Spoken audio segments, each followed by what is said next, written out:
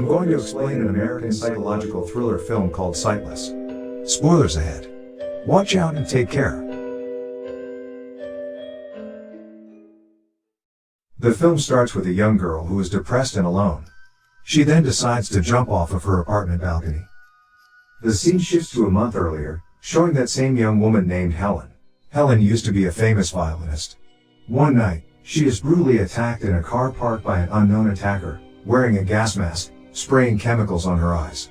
She is then immediately brought to a hospital and wakes up on a hospital bed, with both of her eyes covered in bandages. Soon, a nurse named Omar comes to take the bandages off. As the bandages are taken off, she realizes she can't see anything. Shortly after, a doctor named Katsuro enters her room. He explains that the chemicals she was exposed to left her optic nerve intact, but seared. In simple terms, the damage is irreversible, and she is now completely blind. Having lost her eyesight forever, Helen is distraught and only reluctantly accepts her altered situation. Then, a detective named Bryce comes and asks her questions about the incident. She explains to Detective Bryce what she knows. A few moments later, Helen talks to her brother, who is in Tokyo, on the phone. He tells her he has organized a hidden apartment close to the city center for her to live in, and a caretaker who specializes in helping people like her who are adjusting to their new lifestyle. The next day, Helen wakes up in her new apartment and meets her new caretaker, Clayton.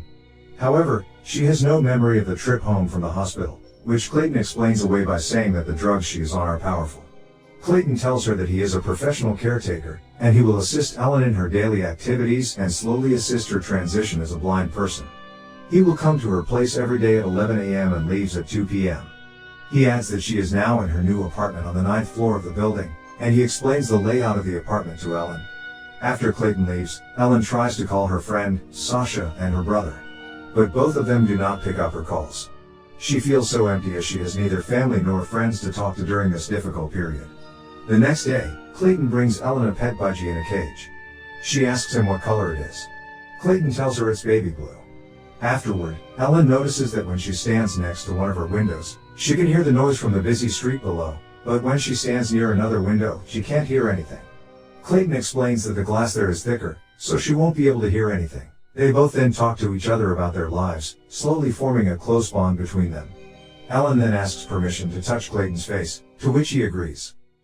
That night, Helen hears a woman crying while being abused by someone. She initially believes the woman is in her apartment, but it turns out that the crying sound comes through the vent. The next day, she decides to invite her neighbor for tea, so she walks out into the hallway and leaves a post-it note on the door of the apartment next door, asking the woman to join her for tea. That night, a woman named Lana knocks on Ellen's door and comes in for tea. She acts strange though. She knows Ellen used to be a violinist and lost her sight. She seems to know a lot about Ellen, even though they just met. Ellen touches her face, and to her surprise, she feels a fresh scar on Lana's face. Lana reacts by warning her not to trust anyone. And she runs out of the apartment. Ellen becomes convinced that Lana's husband is being physically abusive to Lana. So Ellen reaches out to Detective Bryce, telling him about the abuse her neighbor is getting from her husband. Detective Bryce sends over Officer Neiman to talk to her neighbor and make sure everything is alright. Later, he confirms she is okay, and the scar was just a birthmark. The next morning, she notices a strange thing about the place. She explains to Clayton that a car alarm goes off every other day at precisely 11 a.m., the time Clayton arrives at her place daily.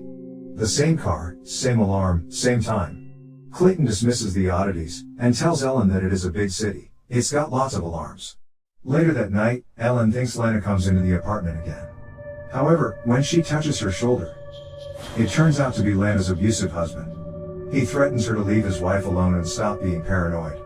Feeling threatened, Ellen immediately asks Clayton to come to her place. Clayton arrives and comforts her. At that time, Clayton tells her that he has feelings towards her. However, Ellen rejects the interest by stating that she needs a caretaker more than a boyfriend at the moment. Brokenhearted, Clayton leaves the apartment. Soon after Clayton leaves, she is attacked again by the person in the gas mask.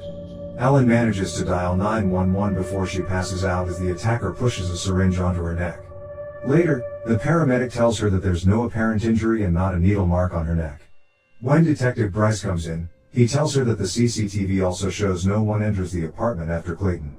After hearing that, Ellen feels distressed. She can no longer believe her own perceptions. Feeling isolated from everyone in her life and believing someone is after her, Ellen decides to end her own life.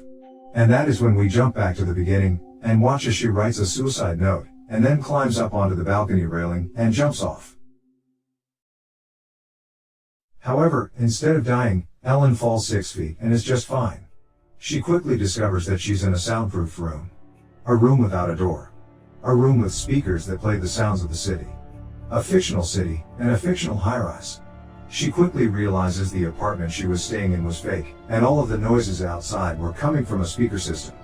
She hears the 11 a.m. car alarm go off and climbs back into the apartment. After climbing back into her apartment, she explores the hallway only to find she cannot escape. So, she heads out and knocks on Lana's door. And Lana tells her that this is home, that there is no leaving. Clayton then arrives to cook Ellen's dinner. When they sit down to eat dinner, Ellen hears Clayton knock on the table twice. Ellen recognizes this double tap knock and realizes that everybody else she's interacted with since the attack has the same knocking. That's when she realizes everyone she's met since she woke up in the hospital, the nurse, the doctor, the police detective, the paramedic, Lana's husband, were all Clayton. Realizing this truth, she pretends to drop her drink and hits him on the head with a knife blow. She immediately takes his key and a taser, and escapes down the hallway into the apartment next door. However, it is actually a weird empty storage area, where Clayton keeps all his costumes and everything else he needed to pull off this ruse. Clayton has been using various disguises to play everyone.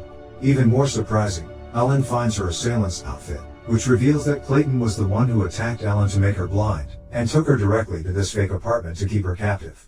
She then finds Lana, who is actually real, in a hidden room. This room is the fake hospital room she was brought to at the beginning of the film. She reveals she is Clayton's sister, and she helped him kidnap Ellen. She then tells Ellen their only hope of escape is by using the hidden vent in Clayton's room. As Ellen is trying to escape, Clayton catches up to her, knocks her out, and drags her into his room. It's the room that Lana had previously mentioned contains the only way out through a vent in the wall. Ellen feels the air from the vent and realizes that she has yet another chance to escape. Clayton launches into a monologue explaining his actions. When he was a kid, his father had locked him and his sister, Lana, up in the basement, holding them captive for 3 years after their mother had died. The only way Clayton had survived was by making up characters in his head, giving them backstories, and pretending to be them. But what had truly saved him was the music that Lana played for them in the attic. The music he heard was Ellen's, who was a child prodigy violin player. He refers to her as his light in the dark. So now, he wanted to be the same for her. As he relays his story and motives, Ellen grabs a chance to decapacitate him with the taser and opens the vent, but discovers that it's too small for her to crawl through. Taped inside the vent, Ellen finds a small vial of the same substance that had blinded her. When Clayton comes around again, she sprays the substance in his eyes, effectively blinding him too. As Clayton writhes in pain, Lana arrives on the scene. Upon seeing Clayton disabled, she frees Ellen, sending her out into the real world. 6 months later, Ellen prepares to go on stage to the sound of an elated crowd. And that's how the movie ends. Now, for the explanation. When watching this movie, we may notice that Ellen is in every single scene from the very beginning to the very end. The reason for this is that this entire film is told from Ellen's perspective. Everything we see in this film is what Ellen assumes is there. We see what Ellen thinks she would be seeing. The only things we can trust as viewers is what Ellen hears and what Ellen touches. This is best signified by the bird at the beginning, which changes from green to blue as Clayton describes to Ellen that the bird is blue. If Ellen thinks the bird is blue, we see the bird is blue. This is why when anyone shows up in front of Ellen, we always see the person that Ellen assumes the person is. But once the person speaks or once Ellen touches them, we realize who they actually are, because Ellen is realizing who they actually are, and this perspective is used throughout the entire film. As we also see in the movie, Ellen has been trying to contact her best friend, but she hasn't been picking up or returning her calls. This is because Clayton has disconnected her from the outside world. Ellen's friends and family had no idea she was missing. No one had any clue where she was or what she was going through. As the movie comes to a close, Clayton explains to Ellen, he wants to be the light in the darkness for Ellen. Here, we can assume he blinded Ellen in hopes that she would be so helpless that she would need him. In this way, his character resembles someone with Munchausen by proxy, which is a mental health problem in which a caregiver makes up or causes an illness or injury in a person under his care. Clayton also explained to Ellen, he would also create various personalities while in the attic to have his own imaginary friends. He uses the talent he learned in the attic of playing multiple characters to fool Ellen into believing she is interacting with multiple characters. He even imitates the voice of Ellen's brother. In the end, the movie cuts to 6 months later, with Ellen back playing the violin on stage again. However, it isn't entirely clear if she has her sight or not. It could be that Clayton wasn't lying when he was pretending to be the doctor, who told her it was irreversible. However, since he was even lying about the color of the bird in her apartment, we might not even be able to trust him about this, and it's very possible she was only temporarily blind. That's my explanation for the movie Sightless. Subscribe for more videos like this.